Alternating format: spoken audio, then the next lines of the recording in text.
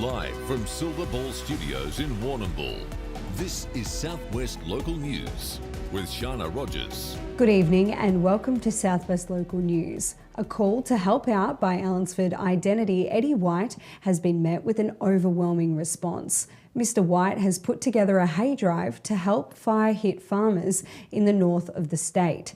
Over 50 trucks carrying over 2,000 bales of hay will leave Allansford at 7:30 a.m. tomorrow morning, headed for Alexandra. All hay and trucks are from the southwest, and Mr. White said he was thrilled with the response. We've sort of had an exceptional year, I suppose. We've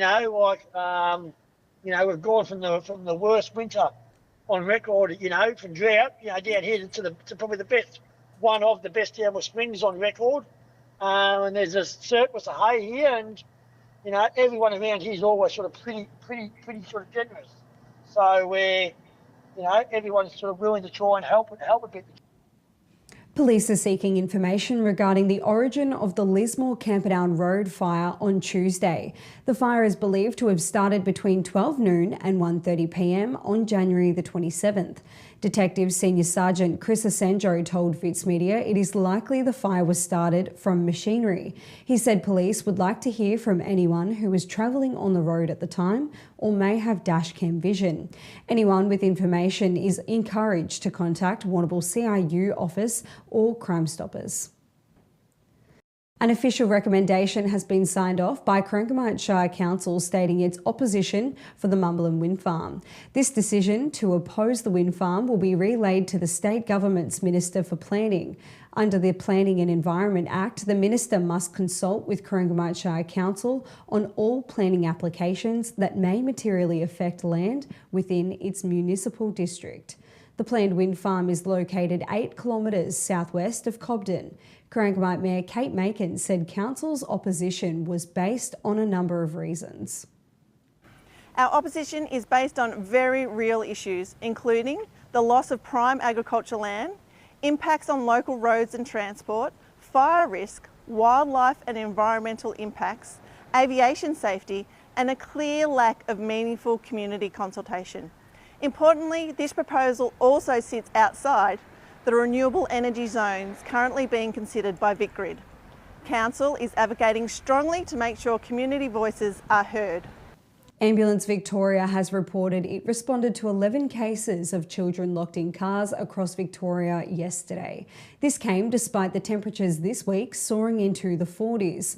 Ambulance Victoria expressed frustration and concern that the message of the danger of this practice is not being heeded. Temperatures inside a vehicle can double and become deadly within minutes. The danger to a child is accelerated with a child's body temperature rising 3 to 5 times faster than an adult. CFA Southwest is pushing for recruits to join them in their vital work. Timing for the push is well placed, with CFA volunteers showing their extreme value to the community during a summer when bushfires have taken hold. CFA Southwest is calling for not only firefighters but also community engagement, logistics and administration roles. Anyone interested in joining the CFA is encouraged to go to the CFA website or connect with their local fire brigade. Members are being sought to join the newly formed Corangamite Destination Action Plan Reference Group. The charter of the group will be to help build a stronger visitor economy across the Shire. Council's Manager of Economy and Prosperity, Katie McMahon, will chair the group. Potential members include those in business and the tourism industry and those with strong community connections. The creation of the group will add to Council's already strong partnership with the Great Ocean Road Regional Tourism. The group will have up to 10 members with expressions of interest open until February the 16th. A Warrnambool Health Agency is urging caution for Southwest residents when it comes to using AI for medical purposes. RAD in Warrnambool has released figures that show 9.9% of Australian adults use ChatGPT for health-related questions in the previous 6 months. Worldwide, the number is up to 40 million people every day using AI to self-diagnose. Research shows AI tools can produce inaccurate or incomplete medical information.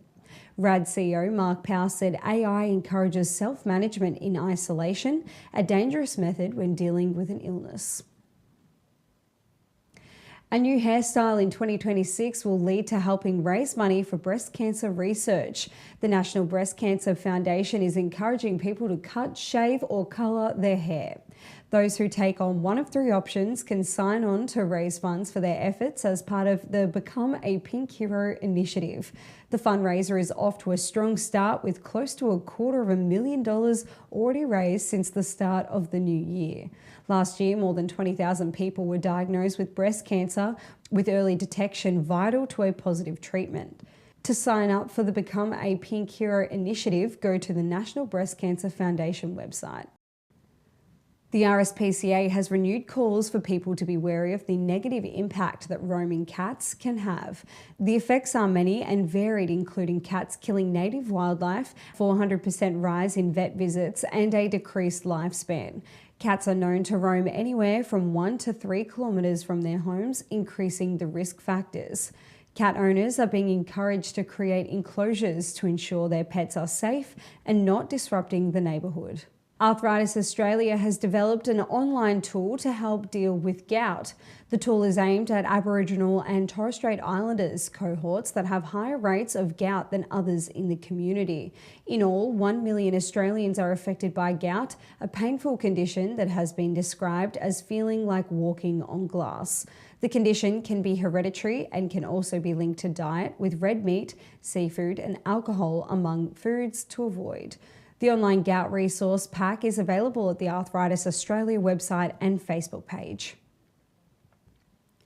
Members of the Hamilton community have the chance to have their input on how welcoming their town is. New town entrance signs have been designed for the city. These signs are aimed at celebrating Hamilton's identity, heritage and community pride. The materials used for the signs will include local stone, timber and Corten steel. The community has until February the 2nd to give feedback to Southern Grampians Shire Council about the signs. Once this feedback is taken in, the final designs will be done and installation will begin. That's all in general news, and after the break we'll return with sport and weather. Back soon.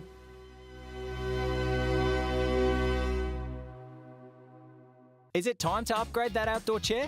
How's your tent holding up? Need a gazebo for that special gathering? George Taylor Stores carry all the summertime essentials that you need to make this summer the best. We'll answer your questions and have you ready in no time at George Taylor Stores. At PowerCore, we know your power is essential to you, but extreme weather can damage the network. Here are some tips to stay prepared. Know how to open garage doors and gates manually. Charge devices and have battery-powered torches and radios ready. Have a backup plan if you rely on life support. And rest assured, if the power goes out, we'll be working to get it back on safely and quickly. For more information, visit powercore.com.au. PowerCore, essential as. Hi, it's Rob from the Vet Group. Heifers are the future of a dairy herd, and the Vet Group is here to help your heifers meet their potential, whether that's by monitoring worm egg counts or mineral levels, or designing a vaccination calendar to help prevent infectious disease. Our techs and vets can make things easier for you on farm by weighing heifers, assisting in synchrony programs, and teat sealing heifers to prevent mastitis at calving. The Vet Group, making herd care easy. Catch the excitement and thrills of the Tirrandurra Rural Agricultural Show with heaps of food, entertainment, animals, face painting and more. Don't miss the Beep Bop Circus, Animal Nursery, the Flying Flamingos, Show and Shine and show jumping. See you at the Tirrandurra Show. Tonight's sport is proudly brought to you by Nutrien Ag Solutions, Warrnambool and Timboon. Getting the most out of your farm. Contact the team today. Welcome back, and first making news in sport. Mortlake export Georgia Wareham has been selected in the Australia women's cricket team squads in all three formats of the game for the upcoming home series against India. The series will be played across T20s, one-day internationals and test matches. The series begins in Sydney on February the 15th. The selection is a reward for an outstanding summer for Wareham, who was named the WBBL 11 Player of the Tournament after starring for the Melbourne Renegades. A partnership to broadcast local cricket has been proclaimed as a winner. For the first time, Fitzmedia teamed with the Warrnambool Moyne Cricket Association to broadcast live. The broadcast included the association's T20 competition and the Sungold Milk finals. The broadcast attracted a large audience, much to the satisfaction of the association president, Gordon McLeod. We are very happy, and I think the outcome is, we'll get a lot of feedback about this today and having so many people seeing it. And as I said, people mentioned if you couldn't be here, you watch it on Fitzmedia or Facebook, and you'll see the game, how it should be played in every aspect of what you can do to highlight it. Star Southwest shooter Penny Smith is preparing to once again hit the international stage. Smith has been selected as part of the Australian team to compete at the AMIR Grand Prix Lusail Shotgun competition. This will be held in Doha, Qatar from February the 5th to the 13th. Smith will be one of 3 Australians joining Kira Dean and Letitia Scanlon in the women's trap competition. Nathan Sobey will be called on to continue his good form in the National Basketball League. Sobey's Southwest Melbourne Phoenix will come up against the Adelaide 36ers in a second versus first clash on Saturday night. Sobey led the scoring for the Phoenix in their most recent game against the Perth Wildcats on Wednesday night, but his 28 points were not enough to stop his team losing 101-93.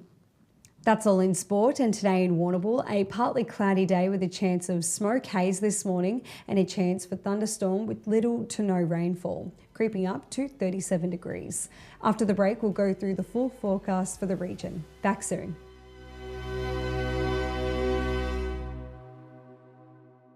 Hi, Ben Cunnington here.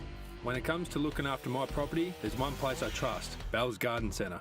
They stock ride-on mowers from Ferris, Ariens and Country Clipper, plus small power equipment from Victor, Super Swift, Echo, Shindaiwa and Greenworks. With over 60 years combined servicing experience, they'll keep your gear running right. And it's not just machinery. Bells have everything for your garden, from giftware and pots to bird baths and concrete features. They even deliver anywhere across the southwest. So if you want the best for your yard, head to Bell's Garden Centre. They've got you covered.